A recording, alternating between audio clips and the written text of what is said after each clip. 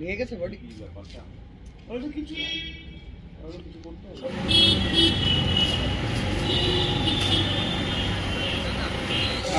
দাদা শহরে দেখা যাচ্ছে ইউনিস বিরোধী পোস্টার লাগাচ্ছেন, ঠিক কেন?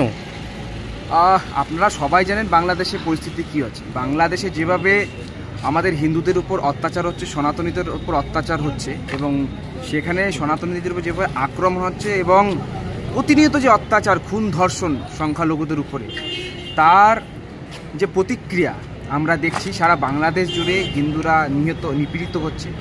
এবং সেখানকার লোকেরা একটা জেহাদি শক্তি, যারা প্রতিনিয়ত ভারতবর্ষের পতাকাকে অপমান করছে, ভারতবর্ষের মানুষদের, হিন্দুদের অপমান করে যাচ্ছে, তারই প্রতিক্রিয়া আমরা ভারতবর্ষে দেখতে পাচ্ছি। ভারতবর্ষে আমরা যতই সহানুভূতিশীল হই না কেন, আমাদের বুকেও আমরা প্রত্যেকেই সনাতনী, এবং সেখানকার সনাতনী ভাইদের প্রতি আমাদের একটা সহমর্মিতা আছে।